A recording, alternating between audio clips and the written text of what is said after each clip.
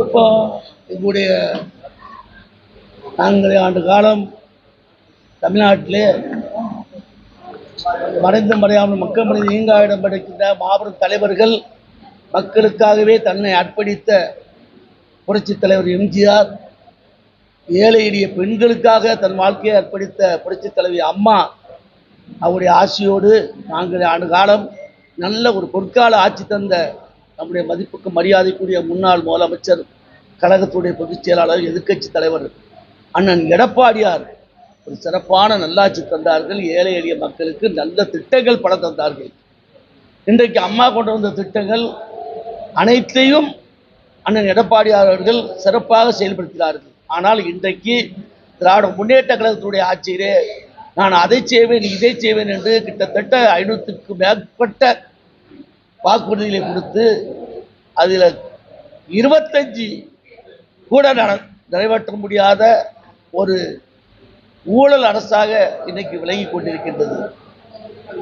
அது மட்டுமில்லாமல் அப்பேற்பட்ட மக்கள் விரோத சக்தி ஆட்சி இன்னைக்கு நடைபெற்றுக் கொண்டிருக்கின்றது. நீங்க பார்த்தீங்கன்னா எல்லா வரி உயர்வு, வரி கூட்டாத இதே கிடையாது. அந்த அளவுக்கு வரி உயர்வு. நீங்க வரியை கூட்டுறீங்க. இன்னைக்கு உதாரணமா ஒரு 1.25 லட்சம் ரூபா இருக்கு ஒரு கல்யாண மண்டபத்துக்கு வாடகை, அது 7 லட்சம்னு போடுறீங்க. இப்போ தூத்துக்குடியில அப்படித்தான் போட்டிருக்காங்க. 6 லட்சம் 7 லட்சம் போடுறீங்க. இந்த 7 லட்சம் போட்டீங்களா அதை யார்கிட்ட வாங்குவான்? அந்த மண்டபத்துக்கார ஏழை எளிய மக்கள்கிட்ட வாங்குவாங்க. இன்னைக்கு ஏழை எளிய மக்கள் பாதிக்கப்படுறாங்க. இன்னைக்கு அவ்வளவுக்கு அதிகமாக இன்னைக்கு வரி விதிக்கப்பட்டிருக்கின்றது. ஆனா இவ்வளவு வரி விதிச்சும் மின்சார கட்டணம் கூட, தண்ணீர் தீர்வை கூட, நில தீர்வு கூட, பத்திரப்பதிவு கூட, பால்வளம், அத்தியாவசிய பொருட்கள் கூட, இதெல்லாம் கூடியிருக்கு. அந்த வருமானத்தை என்ன பண்ணீங்க? ஆனா இன்னைக்கு 35 லட்சம் கோடி ரூபாய் நீ கடன் வாங்கியிருக்கீங்க. இந்த 4 ஆண்டு கால ஆட்சியில என்ன செஞ்சீங்க? மக்களுக்கு என்ன உதவி பண்ணியிருக்கீங்க? ஒண்ணுமே செய்யல. அந்த அடிப்படையில் இந்த ஆட்சி அகற்றணும், இந்த மக்கள் விரோத ஆட்சி அகற்றுகிற அடிப்படையில் எங்களுடைய மதிப்புக்கு மரியாதைக்குரிய எங்களுடைய அண்ணன் எடப்பாடியார் அவர்கள் கனிவாட குணத்தோடு இன்னைக்கு எங்களுடைய கழகத்தினுடைய கழக தொண்டர்களை அரவணைத்து அத்துணை பேரும் எங்களை அந்தந்த பகுதியில் பொறுப்பாக போட்டு பூத் கமிட்டி அமைத்து தரும்படி எங்களை படித்திருக்கின்றார்கள். அந்த அடிப்படையில் இன்றைக்கு நான் தூத்துக்குடியிலிருந்து இந்த சென்னை பகுதியில் வருகிறது பம்மல் பகுதியில் இந்த பூத் கமிட்டியை அமைத்து கொண்டிருக்கின்றோம். அந்த அடிப்படையில் இன்றைக்கு உங்களையும் நாங்கள் சந்திச்சிருக்கின்றோம். அதிமுக பாஜக கூட்டணி அமைச்சிருக்கு. நீங்க சந்திக்கிற அதிமுக தொடர்பு அவரோட எழுச்சி எப்படி இருக்கு? உங்களுக்கு கூட்டணி குறித்து உங்களுடைய கருத்து? உண்மையிலே பார்த்தீங்கன்னா கூட்டணி அந்தந்த நேரத்தில் ஏற்பட்டதுதான். எங்கள் தலைவரே சொன்னாங்க. இதுக்கு முன்னால் எல்லாரும் கேட்டாங்க, அப்போவே சொன்னாங்க. அது அந்தந்த நேரத்தில் ஏற்படுது. இன்னைக்கு அது கணிஞ்சிருக்கு, ஏற்படுத்தப்பட்டிருக்கிறது. அதனால ஒன்றும் பிரச்சனை இல்லை. ஆனால் இன்னைக்கு எல்லா சகோதரர்களுக்கும் ஆனால் எங்கள் எடப்பாடியார் சொன்னார், நான் ஒரு நல்ல கூட்டணி அமைப்பேன்னு. அவர் சொன்னதை நிறைவேற்றி இருக்கின்றார். இது மக்களுக்கு மகிழ்ச்சி, எங்களுடைய கழக தொண்டர்களுக்கு மகிழ்ச்சி. கண்டிப்பாக 26ல் நாங்கள் முழுமையான வெற்றி பெறுவோம். அதை மாற்று கருத்து கிடையாது.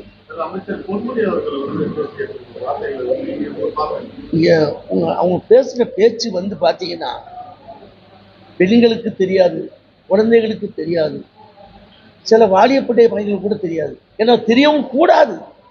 அவர் பேசுகிற பேச்சு ஒரு மனுஷனுடைய பேச்சே இல்லை. ஒரு மனுஷனுடைய பேச்சே இல்லை. ஒரு புத்தி சுவாதீனம் இல்லாதவன் கூட இப்படி பேச மாட்டான். அந்த அளவுக்கு ஒரு படித்த மனுஷன், ஒரு படித்தவர் இப்படி பேசியிருக்காருன்னா அது யாரையாலும் ஏற்றுக்கொள்ள முடியாது. நான் ஒரு கிறிஸ்தவ மதத்தை சேர்ந்தவன் தான்.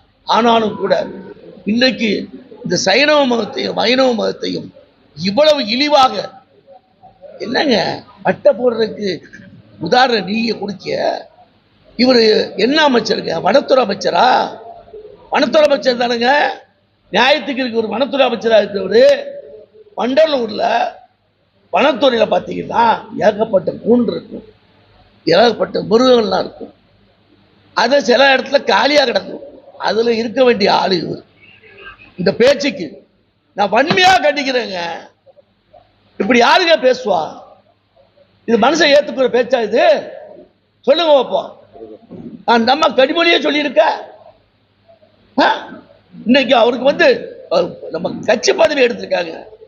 கட்சி பதவி எடுத்து இல்லைங்க போது அமைச்சர் பதவியிலாக எடுக்கணும் அவருக்கு. நாங்க நினைக்கிறீங்களா? ஆ? எப்படி என்னுடைய கட்சி பதவி எடுத்துட்டு அமைச்சர் பதவி வச்சிருக்காங்க, மக்களிடத்துல திமுக நாடகம் ஆடுதுன்னு நினைக்கிறீங்களா? ஆமா, நாடகம் தானே ஆடுது.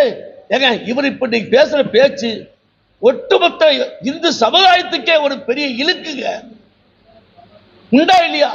அவர் பேசுற பேச்சு பலருக்கு தெரியாது, தெரியக்கூடாது, விஷயம் தெரியக்கூடாது. எப்படி ஒரு கணவன் மனைவிக்குள்ள அந்தரங்க விஷயம் தெரியாதோ அதுபோல இது தெரியக்கூடாது. அவ்வளவு மோசமான விஷயம் அந்த அளவுக்கு பேசியிருக்காரு.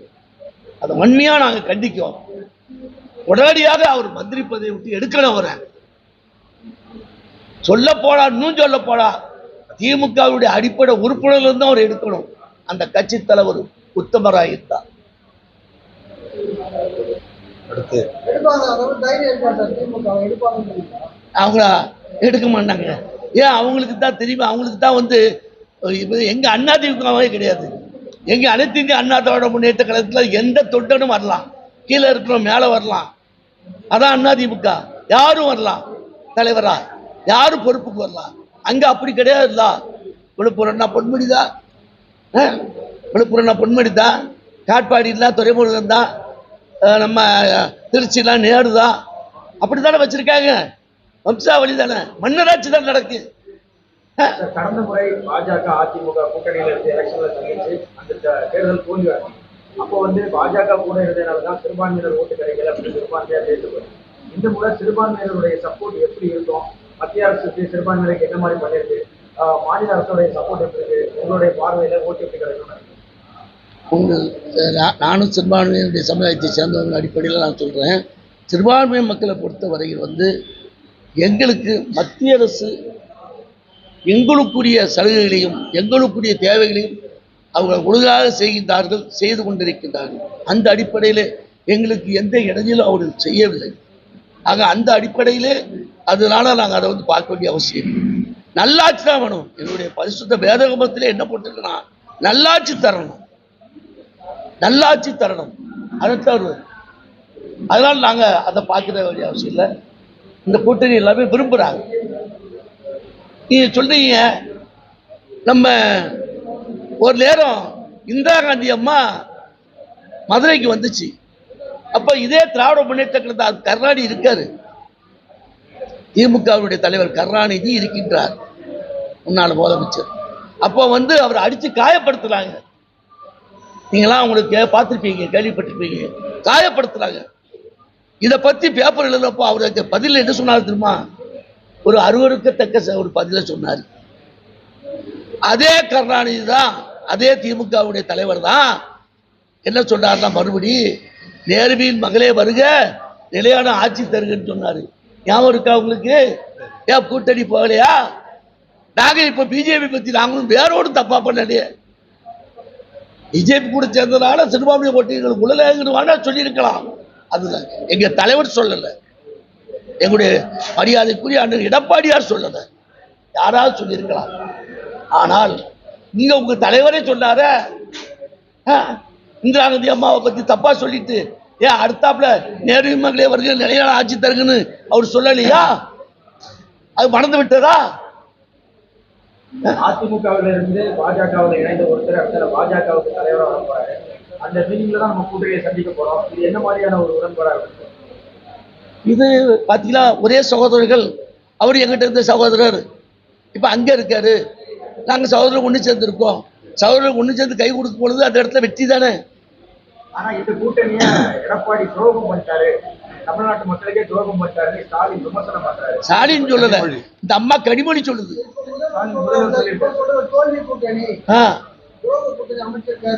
என்ன கூட்டணி? தோல்வி கூட்டணி. தோல்வி கூட்டணியா வெற்றி கூட்டணியாண்டு 26 மக்கள் பாடம் போட்டுவார்கள். கண்டிப்பா கண்டிப்பா 26 மக்கள் பாடம் போட்டுவார்கள். நன்றி.